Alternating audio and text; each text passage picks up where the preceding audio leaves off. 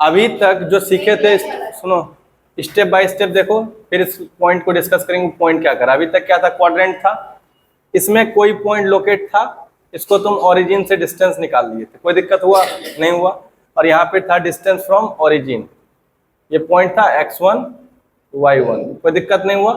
तो ओ ए बराबर क्या बना लिए थे, याद करो, ये एक्स वाई पॉइंट था ना, ये क्या था, पॉइंट एक्स और वाई, तो क्या निकला था, x square plus y square, ये भी हो गया खत्म। अब दूसरा स्टेप जब निकले तो क्या था कि क्वाड्रेंट था, इस क्वाड्रेंट में कोई दो पॉइंट फिक्स कर दिए थे और उसके बीच का डिस्टेंस ए और बी था कि नहीं, याद करो, यही था ना, x1 y1 x2 y2, कहानी यही था। तो इसके बीच का जो डिस्टेंस निकाले थे, डिस्टेंस फॉर्मूला से क्या निकाले थे, बी बराबर x2 माइनस x1 का whole square plus y2 minus y1 का होल स्क्वायर। यहां तक भी समझ में आया। स्टेप 1 ये था, दूसरा में ये था। अब स्टेप 3 क्या आएगा, यहां ध्यान से समझो, सॉरी स्टेप 2, अब यहाँ पे 3 पे आ जाओ। स्टेप 3 में अब क्या होने वाला है कि फिर से दो पॉइंट ही रहेगा, बात समझना, फिर से क्या है, दो पॉइंट ही है, ए और बी, है ना, ए बी दो पॉइंट। अब की बार क्या होगा कि इसके बीच में कोई एक पॉइंट होगा, हो सकता है उसके मिडिल पॉइंट में भी हो, इधर उधर हो, कुछ ना कुछ होगा। तो जब यहाँ पे होगा कुछ, तो सपोज करो इधर वाला छोटा पोर्शन और इधर क्या है, बड़ा पोर्शन है, नहीं समझ में आया। ये पॉइंट क्या हो, कुछ रेशियो में ब्रेक करेगा कि नहीं करेगा, इसको जो टोटल ए बी था इसको क्या किया, ए पी और पी बी के रेशियो में ब्रेक हो गया। तो जब रेशियो के टर्म में बोलेंगे कि ये m है और ये n, m by n ratio में ये डिवाइड हो रहा है, कौन सा, ये पूरा लेंथ।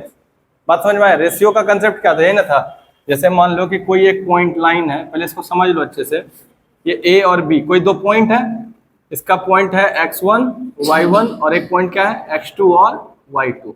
अब इसमें मान लो कि इस लाइन को 3 पार्ट में बनाएंगे, 3 पार्ट बनाना है, तो क्या कट लगाना पड़ेगा, सोचो तो, 2 कट लगा दोगे, नहीं लगाएगा, तो 3 पार्ट हुआ कि नहीं, एक ये 2 और ये एक 3, बात समझ में आया। तो इस पे नाम रखोगे P और Q। अब ध्यान से सोचो, अगर इस पॉइंट P देखोगे तो ये पूरे लाइन को कितना रेशियो में बांट रहा है, देखो ध्यान से, A से P का ये है और P से यहाँ का, बात समझ में आ रहा है कुछ। तो देखो AP, PQ और QB तीनों इक्वल इक्वल है, तो यानी कि अगर A से P बोले तो वो 1 पार्ट को रिप्रेजेंट कर रहा है, देखो A से P किसको रिप्रेजेंट कर रहा है, और P पॉइंट को देख रहे हैं, तो यहां से आया यहाँ पे और फिर यहां से ये वाला, तो P से B का देखो, तो ये वाला कितना पार्ट को कवर कर रहा है, 2 पार्ट को, हम लिख सकते हैं 2 पार्ट कवर कर रहा है ना। यानी कि जो P पॉइंट है किस रेशियो में बट रहा है, P जो पॉइंट है किस रेशियो में बट रहा है, बताओ, 1:2 में बट रहा है कि नहीं बट रहा है, सोचो। और अगर Q पॉइंट के बारे में बोले तो Q किस रेशियो में बट रहा है, बताओ, Q कवर कर रहा है इधर 1:1 2 पार्ट्स, और उधर तो Q जो पॉइंट है वो किस रेशियो में बट रहा है, समझ में आ रहा है कुछ। तो ये इस तरह से रेशियो में बांटने समझ में आया। अगर हम एक और लाइन ले लें, उसको पूछे रेशियो में बांटो, तो बांट दोगे आराम से, A B, इसको 4 कट लगाना है, तो बताओ क्या को पॉइंट होगा, 3। अगर 4 इक्वल पार्ट में बांटना है तो क्या को पॉइंट होगा, तो कितना, ये P Q R होगा ना, ठीक है। अब बताओ ये जो P पॉइंट है इसके लिए कौन सा रेशियो होगा, ये 1 और इधर कितना 3 पार्ट ना, तो P के लिए रेशियो क्या हो जाएगा बता दो, 1:3 होगा कि नहीं होगा। Q के लिए रेशियो क्या होगा बता दो, Q है ना यहाँ पे, Q पे इधर एक पार्ट कितना हो गया, 2 पार्ट, तो 2:, और उधर भी 2 पार्ट, तो 2:2 ना होगा, नहीं होगा।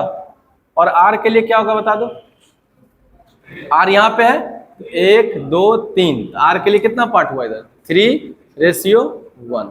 समझ में आया कैसे बटेगा, ये तो लिख दोगे, यहाँ तक कोई दिक्कत है, रेशियो में बांटना तो आ गया। अब देखना इसमें होता क्या है,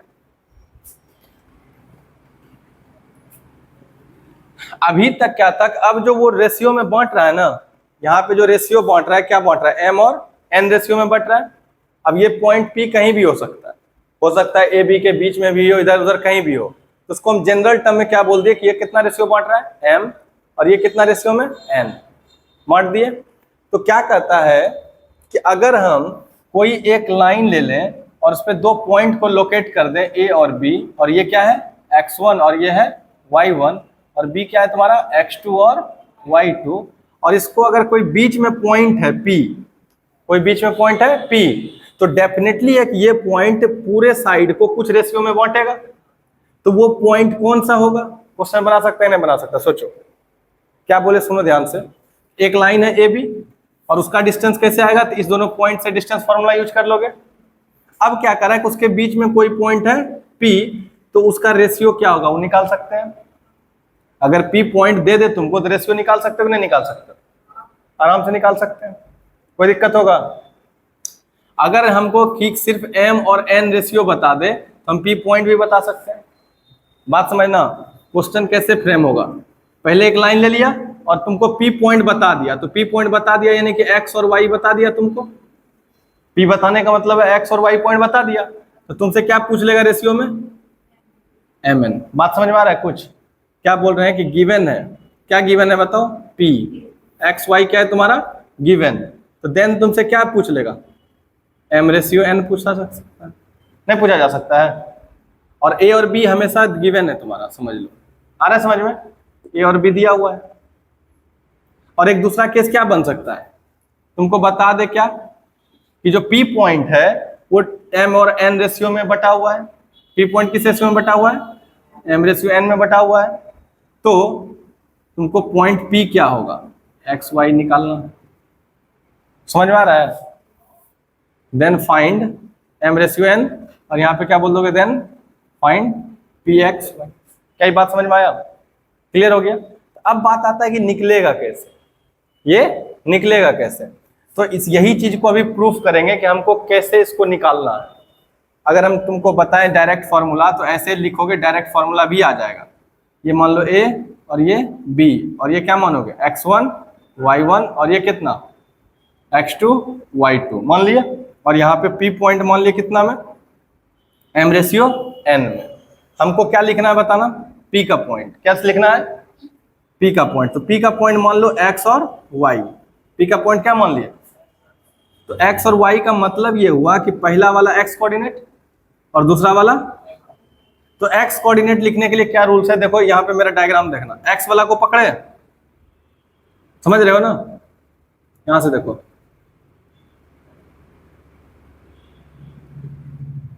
इसको देख रहे हो? कुछ क्रॉस चेंज किया ना? क्रॉस क्या किए? m वाला जो जाएगा किसके साथ? x2 के साथ। n वाला किसके साथ जाएगा? x1 के साथ। समझ में आया कुछ? जैसे देखो m और n बटा हुआ था, तो m वाला को बोल दिए कि इस साइड चले जाओ x2, और n वाले को किधर बोल दिए? इस साइड। तो m से इधर गए तो क्या बना? mx2, और x कोऑर्डिनेट लिख रहे हैं तो xn लिखाएगा खाली, और फिर n वाला किधर आ गया? इस साइड, तो क्या लिखेंगे? nx1। अब बाय नीचे में दोनों को ऐड कर दो, m प्लस n। बात समझ में आया? x कोऑर्डिनेट लिखने का तरीका समझ में आया? y कोऑर्डिनेट कैसे लिखाएगा बताओ? n वाला कहाँ चला जाएगा? n y n, पहले m ना, m फिर किसके साथ? y2 प्लस n y1 अब बाय। आया समझ में? तो ये तो समझो कोई जुगाड़ ने बता दिया कि डायरेक्ट लिखने का तरीका, लेकिन अब यही चीज को प्रूफ करेंगे आखिर ये ही क्यों होता है।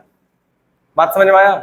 क्या हमारा क्वेश्चन है कि ऐसा क्यों होता है? आप पढ़ो इसको। क्या करा है कि prove that the coordinates of the point which divides the line segment, which divides the line segment joining the points x1 y1 x2 y2। देखो x1 y1 x2 y2, और इंटरनली उसको किस रेशियो में बांट रहा है? m रेशियो n में। तो x का कोऑर्डिनेट ये होता है और y का कोऑर्डिनेट ये होता है। बात समझ में आया? अब ये चीज प्रूफ करना, लिखाता कैसे समझ में आ गया ना? कोई एक लाइन ले लिए, उसके बीच में पॉइंट P आया, वो जो P पॉइंट होगा वो पॉइंट कैसे निकालेंगे? वो दोनों में रिलेशन निकाल के, यही हमारा थ्योरम है।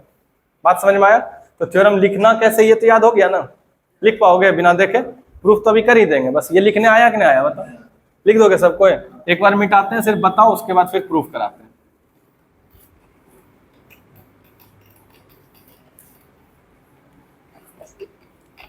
हम नोटेशन चेंज करेंगे। नोटेशन क्या करेंगे? चेंज, ताकि तुम लोग को देखें कि पकड़ पाए कि नहीं हम क्या बोलना चाह रहे थे। जैसे मान लो ये ए है और ये क्या है बी, और ये है x1 y1 और ये क्या है x2 y2, और यहाँ पे हम कर दिए m1 और यहाँ कर दिए m2। कर पाओगे पी पॉइंट? पी पॉइंट बता पाओगे? तो पी का x एक्सिस क्या होगा बताओ, x कोऑर्डिनेट, और पी का y कोऑर्डिनेट। तो क्या करेंगे, m1 वाला किधर चला जाएगा x2 के साथ, और m2 किधर आ जाएगा x, आ जाएगा कि नहीं आ जाएगा? तो क्या लिखेंगे बताओ, m1 x2 plus m2 x1 by m plus n, होगा कि नहीं होगा? m1 प्लस लिखा जाएगा। वही लॉजिक अप्लाई किए, अब इसमें सेम लॉजिक अप्लाई करो किसमें, y कोऑर्डिनेट में। तो m1 किसके साथ चला जाएगा, y2 के साथ, m1 y2 प्लस m2 किसके साथ चला जाएगा, m1 y1, अब बाय क्या आ जाएगा m2। तो पी पॉइंट लिखने आ गया, लिख दोगे, कोई दिक्कत? चलो अब जब लिखने आ गया तब प्रूफो करने आ गया, समझ लो। चलो अब इसका प्रूफ देखें। देखो एक क्वाड्रेंट बना लिया, इसमें भी वही कहानी है, x1 y1 कहीं भी हो सकता है। तो फर्स्ट क्वाड्रेंट में जब चेक करेंगे थोड़ा बड़ा बड़ा लिख लेते हैं। यहाँ पे मान लो ए पॉइंट ये, और ये पॉइंट बी, और इस पॉइंट को क्या मान लो x1 y1, और ये क्या हो जाएगा x2 y2। बात समझ में आया? क्या करे थे पॉइंट का वैल्यू निकालने के लिए, याद है सबको? देखो यहां से परपेंडिकुलर डिस्टेंस जो होता है ना y एक्सिस का, ये क्या होता है बताओ, x2 होता है डिस्टेंस, नहीं होता है? यहां से ये y एक्सिस है ना, और ये क्या है x, और ये y डैश। समझ में आया? अब देखो इस पॉइंट से ये y एक्सिस के जो डिस्टेंस होता है परपेंडिकुलर डिस्टेंस, ये क्या होगा x2 होगा, और यहां से किस पे, x एक्सिस पे ना, ये वाला परपेंडिकुलर डिस्टेंस ये कितना होगा, होगा या नहीं होगा बताओ? समझ में आ रहा है कुछ? ये क्या है तुम्हारा टोटल डिस्टेंस है ना, बोलो कोई दिक्कत? अब ये पॉइंट से तुम ये दो चीज लिख दिए। अब हमको अगर यहां से ज्वाइन करना है, क्योंकि हमको तो इसमें रिलेशन डालना है, तो क्या करोगे यहां से बताओ? अब इस पॉइंट के का डिस्टेंस कैसे लिखाएगा बताओ? इस पॉइंट का मतलब क्या समझोगे? ये जो x1 है क्या यहां से डालोगे इस पे perpendicular distance on y axis, perpendicular distance on, तो वो x कोऑर्डिनेट होगा। तो क्या ये डिस्टेंस x1 होगा कि नहीं होगा? अब यहां से अगर हम a पॉइंट ये माने हैं, a पॉइंट है ये, तो यहां से हम क्या कर सकते हैं, या x एक्सिस पे परपेंडिकुलर डाल सकते हैं। क्या होगा ये डिस्टेंस, बोलो कोई दिक्कत? यहां तक समझ में आ रहा है तो समझ लो कि काम आसान है। फिर बीच में एक पॉइंट बोला था ना पी पॉइंट, है ना, ये निकालना है हमको। ये क्या करना है, तो हमको निकालना क्या है बता दो, पी पॉइंट निकालना है जो कि x और y कोऑर्डिनेट, x और, तो x के जगह पे तुमको ये प्रूफ करना है, और y के जगह पे तुमको ये प्रूफ करना है। बात समझ में आ रहा है कुछ? तो पॉइंट की मान लिए x और y, और रेशियो क्या बॉन्ड दिया बताओ, mn। कोई दिक्कत? अब बताओ अगर ये एक्स वाई पॉइंट है तो इस पॉइंट को क्या लिख सकते हो, जरा सोच के बताओ। इस पॉइंट से क्या करोगे, फिर से परपेंडिकुलर डिस्टेंस कहां डालोगे, वाई एक्सिस पे, तो ये डिस्टेंस कितना होगा, एक्स हो जाएगा। सोच के बताओ, नहीं हो रहा है? सिंपल है, वही काम कर। यहां से इस पे वाई एक्सिस पे परपेंडिकुलर डिस्टेंस, तो एक्स कोऑर्डिनेट हो गया, और यहां से एक्स एक्सिस पे परपेंडिकुलर डिस्टेंस डालेंगे तो ये क्या हो जाएगा, वाई हो जाएगा। कोई दिक्कत हो रहा है तो बताओ, आ रहा है समझ में? अब हमको क्या करना है जरा ये बताओ। ये तो तुम्हारा पूरा डिस्टेंस ना हो गया वाई, ये क्या हो गया तुम्हारा, ये हो गया वाई, हो गया। लेकिन तुम सोचो कि तुमको फोकस कहाँ करना है, ए बी पे ना, तो उसके लिए ट्रायंगल चाहिए ना, राइट एंगल ट्रायंगल। तो बनाओ, यहां से ये मिला सकते हो। इसमें थोड़ा कलर चेंज करते हैं, थोड़ा और अच्छे से क्लियर आएगा। ब्लू वाला मार्कर है क्या, ब्लू वाला कहाँ, मेरे पास देखो। अब यहां से देखना, जो हमको चाहिए ये ए बी में ही ना था, इसके लिए क्या करो कि यहां से यहां पे इसको ज्वाइन कर देंगे। हमको ये ब्लू लाइन का ही चाहिए साइड, और क्या करेंगे, हमको ये साइड चाहिए कि नहीं चाहिए, ये वाला। बताओ, इसको फोकस करो अच्छे से, आ रहा है समझ में? और यहां से क्या करोगे, फिर इसको भी ज्वाइन कर दोगे। बोलो कोई दिक्कत? और जो तुमको चाहिए उसका परिणाम लिख दो आराम से। तो क्या लिख सकते हैं बताओ, ए है दिया हुआ, बी दिया हुआ है, इसको सी रख दें और इसको क्या रख दें, रख दें। अब ध्यान से सोचो, तो क्या ये ट्रायंगल दिख रहा है, नहीं दिख रहा है, और इस ट्रायंगल को हम निकालते हैं बाहर थोड़ा सा, तब थोड़ा और क्लियर पिक्चर दिखेगा ब्रेन में और अच्छे से समझ में आएगा।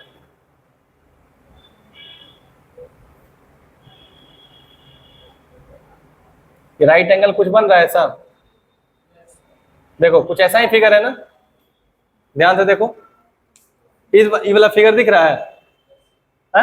और ये पॉइंट का नाम क्या है, ए, इस पॉइंट को क्या बोल देंगे, और इसका नाम क्या है, और ये पॉइंट कितना है, सी, है ना। और देखो इसमें, इसके बाद फिर एक ये भी है, इसका नाम डी रखो, कोई दिक्कत नहीं। यहाँ पे ये वाला डिस्टेंस क्या है, पी और डी, कोई दिक्कत। और बताओ क्या ये 90 है यहाँ भी, और क्या ये भी 90 है, इसमें तो कोई दिक्कत नहीं होना चाहिए तुमको, क्योंकि परपेंडिकुलर डिस्टेंस नहीं डाल रहे हो। आ रहा है समझ में अच्छे से। अब हमको तुम बताओ कि जब इसी फिगर में काम है और ये एम और एन है, तो ये भी तुमको पता है कि पी पॉइंट किस में बांट रहा है, एम और एन। यहां तक कोई दिक्कत है किसी को? अब सोचो कि जब ये ट्रायंगल देख रहे हो तो क्या सिमिलरिटी का याद आ रहा है, कुछ कुछ सिमिलर ट्रायंगल वाला नहीं लग रहा है, सिमिलर ट्रायंगल वाला। तो उसके लिए हमको हर एक साइड का लेंथ पता होना चाहिए ना, नहीं पता होना चाहिए। अब बताओ तुम लोग सोच के बी से डी का लेंथ निकाल पाओगे, सोच के बताओ, बी से। अब सोचेंगे पहले कि बी डी निकालना है हमको, ध्यान से सोचो क्या सोचना है, बी डी, यहाँ पे लिख दो बी डी बराबर। अब बी डी कैसे निकलेगा, ध्यान से देखो, ये बी डी है ना, बी डी के लिए अगर हम ये पूरा टोटल लेंथ हमको पता है, और ये टोटल लेंथ कितना है पता है बताओ, y2, तो क्या हम यहाँ पे लिख देंगे बी डी बराबर y2 माइनस, अब क्या ये वाला हमको चाहिए लेंथ, तो टोटल में से अगर हमको ये वाला लेंथ माइनस कर दे, समझ रहे हो अच्छे से, ये वाला चाहिए तो टोटल में हमको यहां से यहां तक खत्म ना करना पड़ेगा। तो बताओ ये वाला लेंथ क्या है, देखो तो, नहीं है, ये क्या है, आ रहा है समझ में। तो ये क्या हो गया y2 माइनस, जो चाहिए था मिल गया बी डी। और एक कौन जरूरत पड़ सकता है तुमको, सी डी जरूरत पड़ता है, तो सी डी सोचो निकाल सकते हो, ये सी डी ये वाला ना, और ये वाला लेंथ दिया हुआ है, बताओ।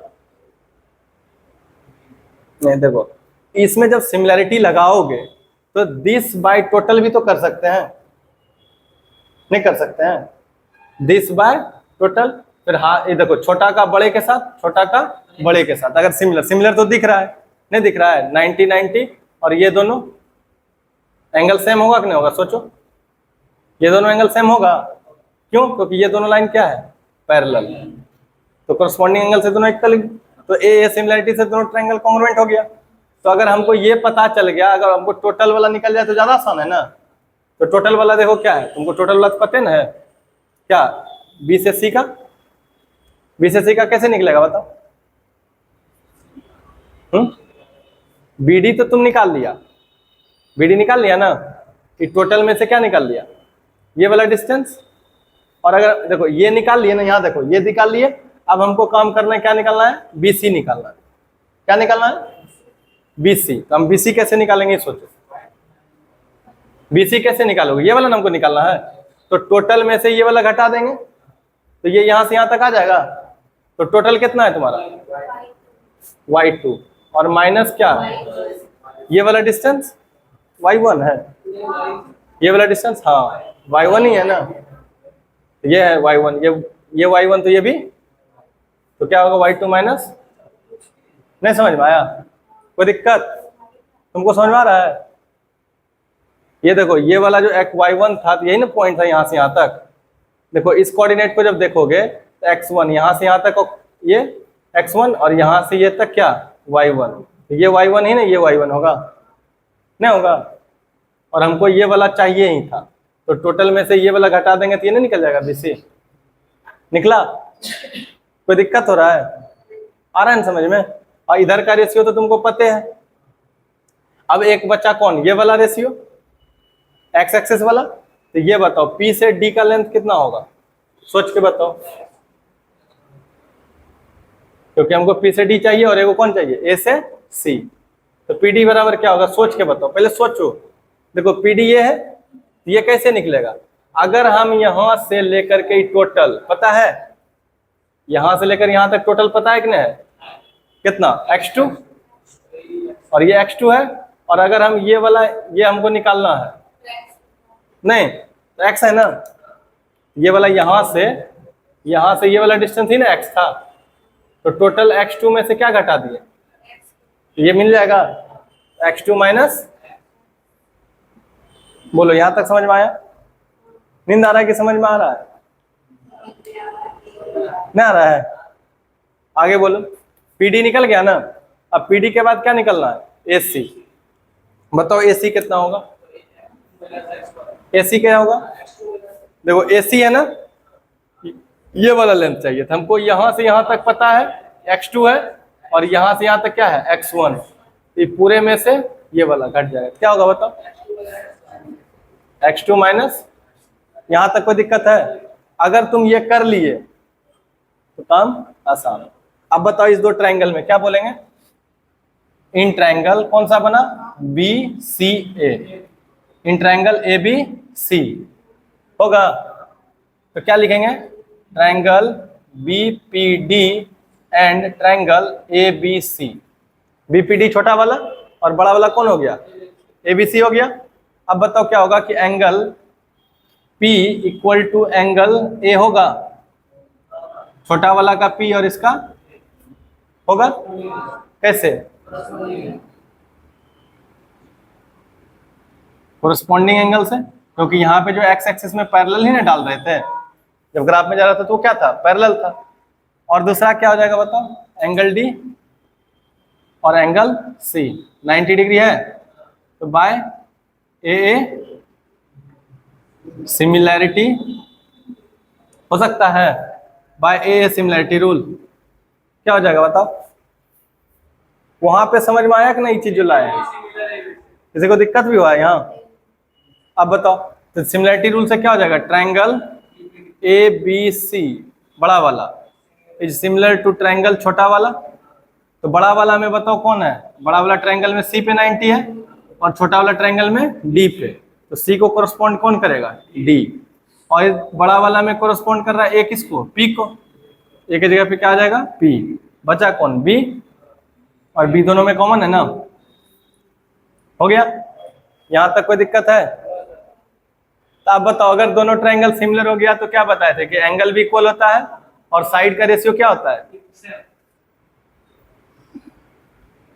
साइड का रेशियो क्या होगा सेम, यहाँ क्या लिखेंगे बताओ, A B by P B equal to कितना, B C by B D और equal to A C by P D, होगा कि नहीं होगा।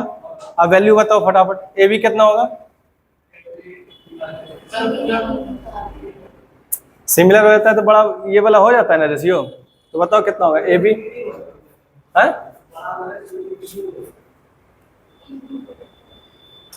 बीपीटी लगा सकते थे यहाँ पे,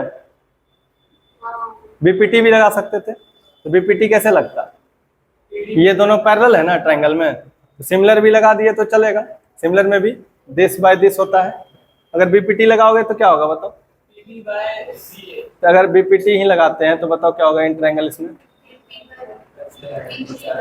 ये हो जाएगा बीपी, अब बाय कितना, ये बीपी का रेशियो किसके साथ, बीपी का रेशियो एम बाय एन करके निकाल रही हो, निकाल, यहां पे क्या लिखे हो तुम,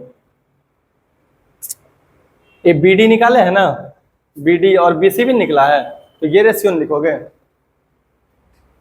नहीं समझ में आया, बीपीटी वाला जो पढ़े हो तो ये क्या होगा, बीपी बाय ए बी, नहीं लिख सकते हैं, बीपी बाय ए बी, और इधर क्या लिख सकते हैं, बीडी बाय बी सी है, क्या बीपी तो दिया हुआ है रेन, नहीं दिया हुआ है, इससे भी तो निकाल सकता है, तो निकालो, बीपी कितना होगा एन, और ए बी कितना दिया हुआ है एम प्लस एन, और इधर कितना होगा बी डी,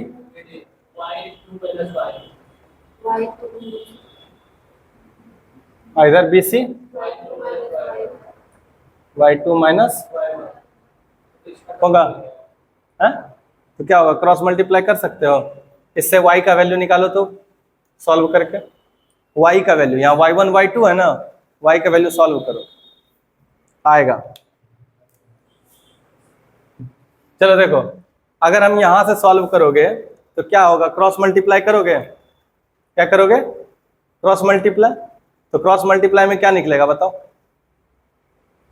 ये हो जाएगा n और मल्टीप्लाई में y2 minus y1 equal to इधर कितना हो जाएगा m प्लस n और y2 माइनस y, होगा कि नहीं होगा। अब बताओ इधर ny2 minus ny1 equal to m बाहर रखोगे y2 minus y plus n बाहर रखोगे y2 माइनस y, तो यहाँ पे क्या बन गया ny2 minus ny1 equal to my2 minus my plus ny2 minus ny हो गया। अब y निकालना है तो y वाले को एक साइड कर लेंगे, तो y वाला कहाँ है, देखो इसमें y1 y2 है, रहने दो, इसमें भी देखो 1 2 2 2 यही ना है, तो जो जो y1 y2 वाला है उसको एक साइड भेज दो और जो इसमें y है सिर्फ उसको एक साइड रख लो, तो क्या होगा बताओ, यहाँ पे क्या लिखाएगा, इसमें ny2 माइनस ny1 और इधर क्या हो जाएगा y1 1 2, ये प्लस में है ना, इस पर आएगा तो माइनस my2 हो जाएगा और ये वाला ये ना है माइनस ny2 इक्वल टू कितना हो गया माइनस my माइनस ny, ये न हो रहा है। अगर हम इसमें माइनस y कॉमन ले लें तो क्या बचेगा m प्लस n बचेगा, और इसमें क्या कॉमन ले लेंगे बताना, y2 वाला एक साथ लो, ये दोनों एक साथ आएगा और ये दोनों एक साथ, तो यहाँ पे क्या लिखोगे ny2 माइनस my2 और फिर क्या माइनस ny1 और फिर माइनस ny2 बराबर minus y m plus n, होगा कि नहीं होगा, बोलो होगा ना। तो अब इसमें क्या करेंगे बताओ, इसमें से क्या कॉमन ले लोगे, y2 आ जाएगा कॉमन, y2 कॉमन है, कैंसिल भी हो रहा है कुछ, क्या हो रहा है my2 कहाँ पे है कैंसिल, लास्ट, हाँ ये वाला कैंसिल हो रहा है, नहीं हो रहा है।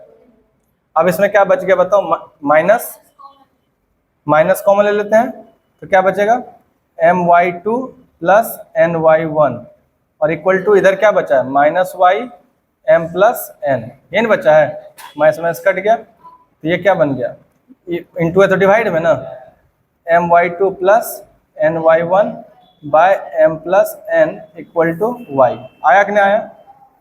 तो बीपीटी से भी बना सकते थे, तो एक के कोऑर्डिनेट नहीं निकलता है बीपीटी से, एक ही कोऑर्डिनेट निकला और दूसरा निकलेगा, नहीं निकल रहा है, नहीं ना, लेकिन सिमिलैरिटी से दोनों निकल जाता, सिमिलैरिटी से क्या करता है, तो हम यहाँ पे इसलिए क्या किए हैं सिमिलर प्रूफ किए, बात समझ में आया।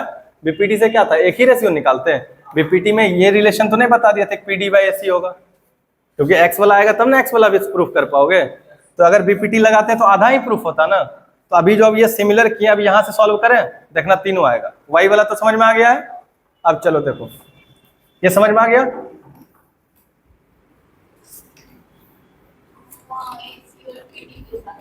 नहीं आएगा। अब देखो यहाँ पे क्या है, ये तीनों को पहले लिखो वैल्यू, क्या होगा बताओ, पहला क्या था A B by P B, तो ए बी देखो कौन सा है, ए बी यहाँ से यहाँ तक, तो m प्लस n हो जाएगा, अब बाय पी बी कितना है, पी बी कितना है n इक्वल टू, और फिर क्या है A C by B C by B D, तो बी सी कितना है बताओ, बी सी हो गया टोटल, बी डी है निकला हुआ, अरे यहाँ बी सी है ना, तो बी सी कितना है y2 माइनस वाई, अब बाय बी डी कितना निकाले हो y2 माइनस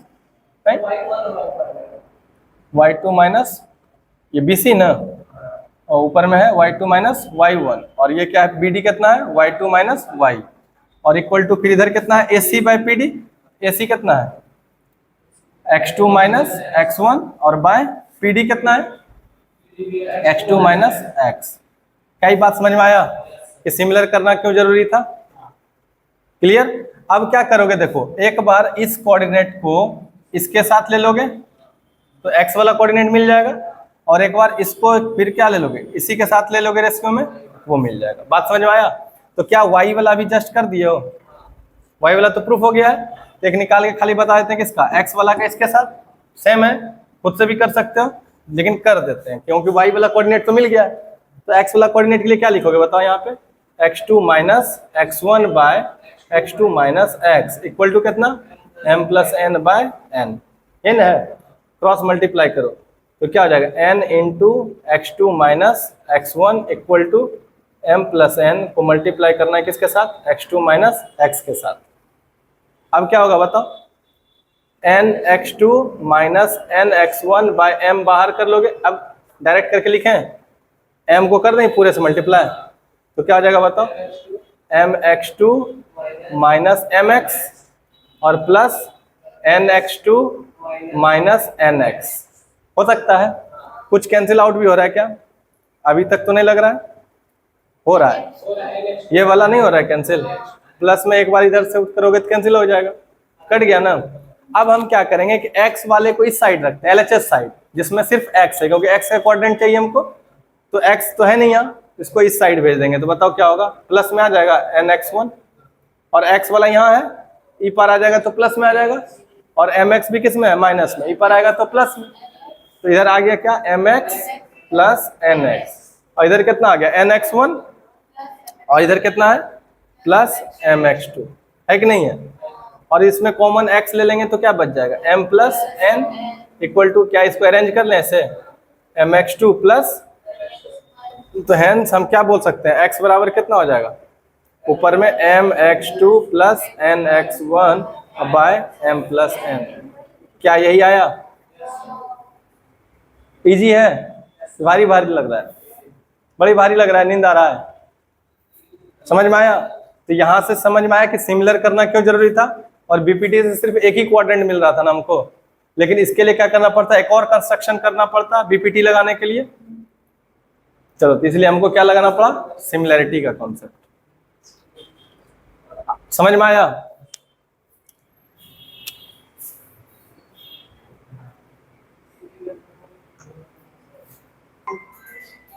किसकी मम्मी का फोन?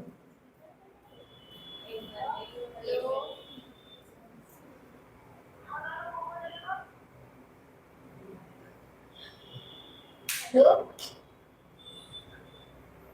हेलो, अभी नहीं हुआ क्या?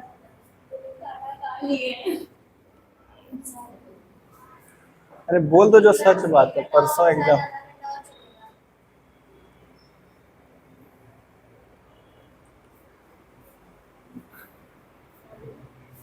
क्या बोल, नॉट क्लास इतना लेट चल रहा है, तो वो ये दिमाग ये सब बुद्धू है, सब बोलो उनके एग्जाम है परसों, मैथ का सिलेबस छूट गया, कम तो ये क्लास ज्यादा चलेगा, 1 घंटा और। तो समझ जाएगी, तुम इतना एक्सपेक्ट करती है कि समझ जाएगा। चलो ध्यान से देखो, सुनो, अभी क्या देखे, पहला पॉइंट बताओ फटाफट, ए बी कोई पॉइंट था, इसमें बीच में कोई पॉइंट पी है, इसको क्या कर रहा है, m रेशियो n में बांट रहा है, तो ये पॉइंट क्या था तुम्हारा, x1 y1 और x2 y2, और ये पॉइंट पी क्या था, xy।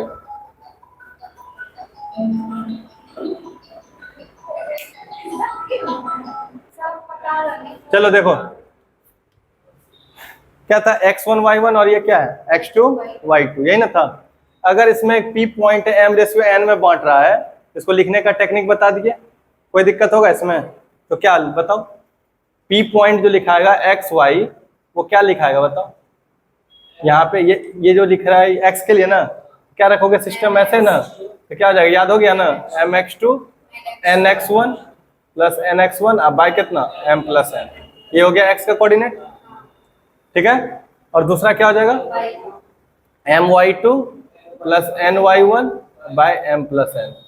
क्या यहाँ तक कोई दिक्कत है तो बताओ, इसको लिखने आ गया ना सबको, ये पहला पॉइंट। इस पे क्वेश्चन कैसे बनाता है देखो, कभी पी पॉइंट दे देगा 2 3 कुछ भी बोल देगा।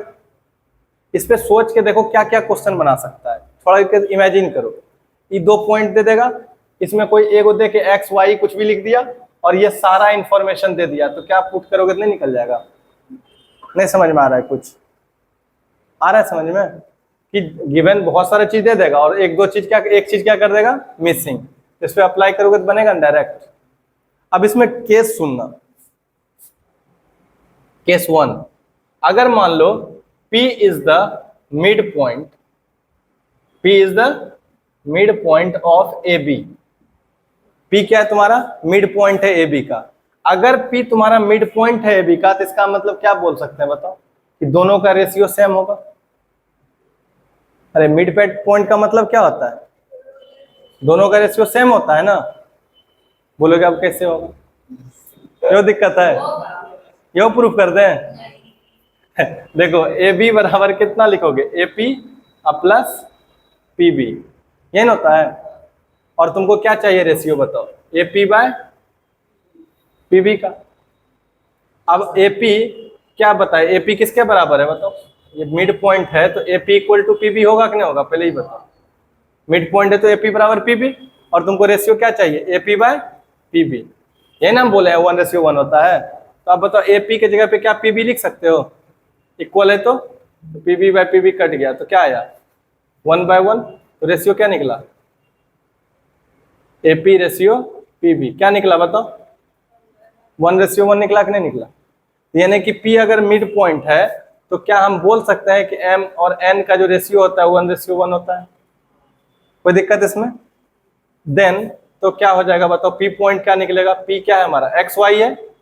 अगर XY था और M और N का कॉम्बिनेशन था तो क्या बनता था MX2, नहीं, अरे MN का रेशियो होता था तो यही निकलता था MX2 प्लस NX1 बाय कितना M प्लस N, और इधर कितना MY2 plus NY1 by M plus N।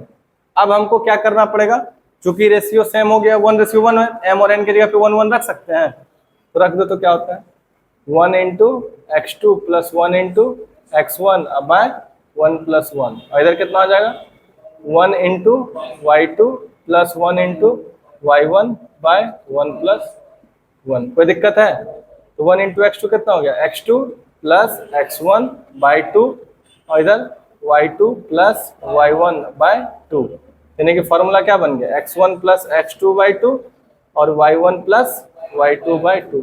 क्या अभी हम लोग यही क्वेश्चन किए थे मिड पॉइंट फॉर्मूला से, ये नहीं बताए थे क्या, अब जाके प्रूफ हो गया इसका कैसे होता है। जब भी रेशियो सेम हो जाए, समझ लो इधर भी और इधर भी दोनों का रेशियो सेम, तो डायरेक्ट क्या करेंगे 2 पॉइंट का ऐड कर दो और bye 2, Y1 plus Y2 bye 2। बात समझ में आया। तो ये वाला अप्लाई कब होगा, जब ये जो P पॉइंट होना चाहिए वो क्या होना चाहिए मिड पॉइंट होना चाहिए गिवन 2 पॉइंट्स। आया समझ में, चलो लिखो।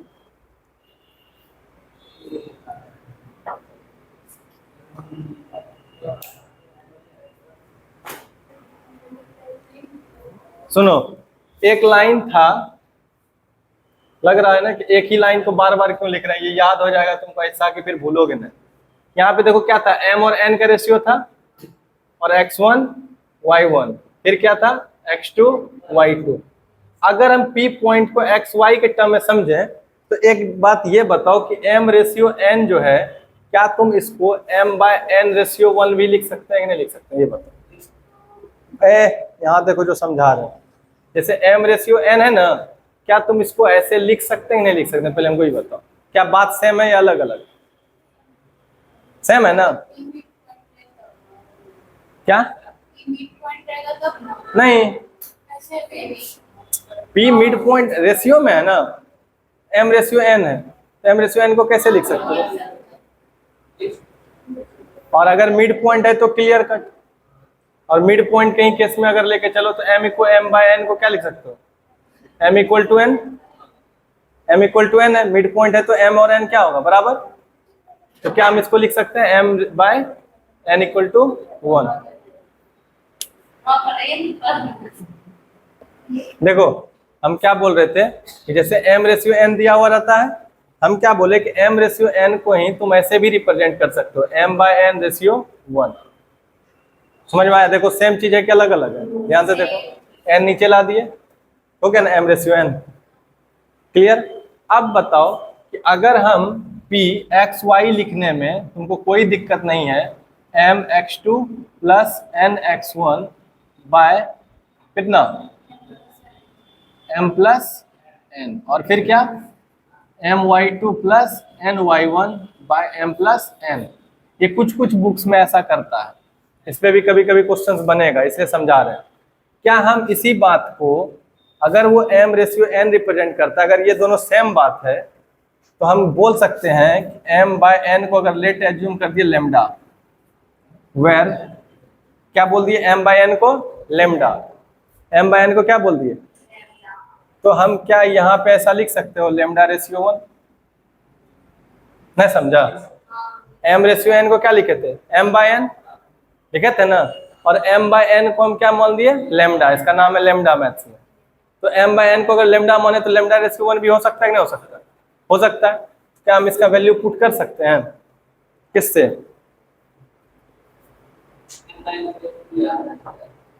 m/n से। किससे पुट करेंगे, किस पे रखेंगे, ये सोचो। तो m/n कहाँ है पहले ये बताओ, सोचो तब हमको। देखो तो यानी कि m/n यहाँ चाहिए तब ना उसके जगह पे लेमडा लिखोगे। तो m/n चाहिए, तब इस फॉर्मूला में हमको m/n लाने के लिए क्या कॉमन लेना पड़ेगा बताओ? m कॉमन ले लें, m क्या ले लें कॉमन। अगर इस x कोऑर्डिनेट के लिए x को ले लो, m को ले लो कॉमन, क्या ले लिए कॉमन, m लोगे कि n लोगे कॉमन बताओ?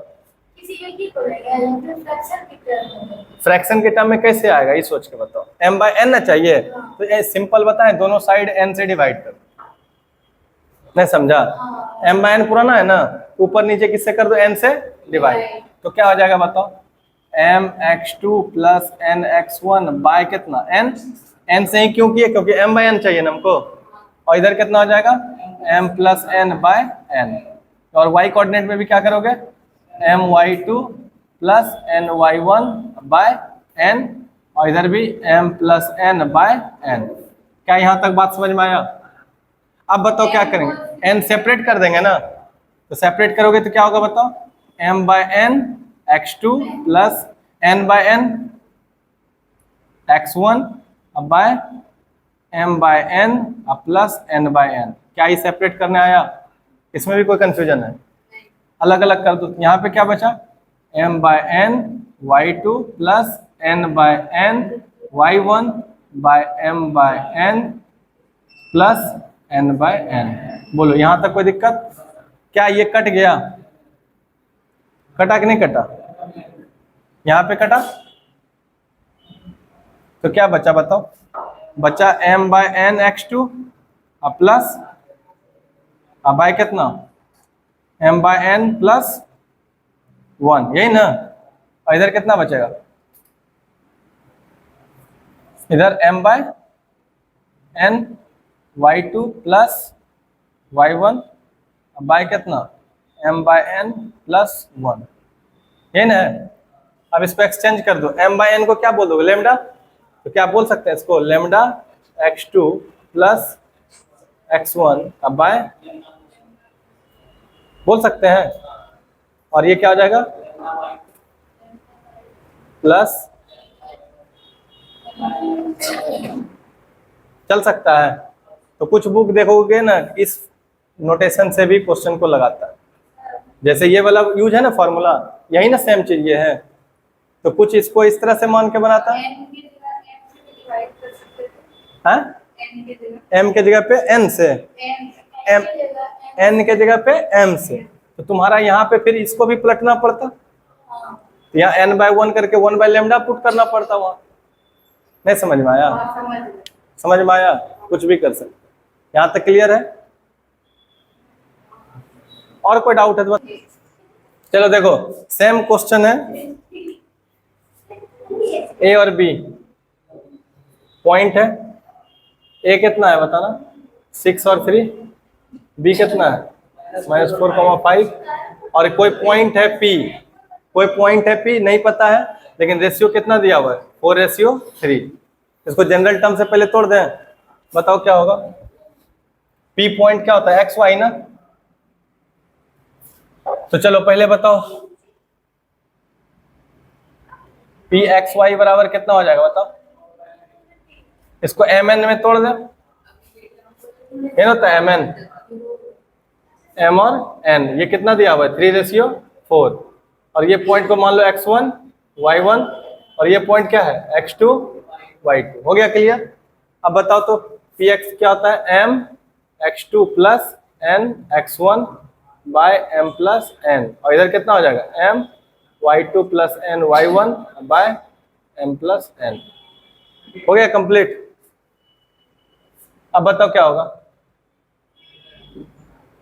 1:30 बज गया। m x2 m बताओ कितना है m 3 और x2 कितना है बताओ, x2 है -4 प्लस n कितना है बताओ 4 और x1 कितना है 6। अब बाय कितना है m प्लस n 3 प्लस 4 और इधर बताओ m 3 इंटू y2 कितना है 5 प्लस n कितना है 4 y1 कितना है 3 by m plus n 3 plus 4। बोलो समझ में आया, ये कर दो कितना हो गया बताओ -12 प्लस 24 बाय 7 और इधर 15 प्लस 12 बाय 7, ये कितना हो जाएगा 12 बाय 7 और ये 27 बाय 7। हो गया P पॉइंट। इसका मतलब समझ में आ गया क्या है, x कोऑर्डिनेट हो गया 12 बाय 7 और y कोऑर्डिनेट हो गया 27 बाय 7। चलो पढ़ाइए नहीं और ये दो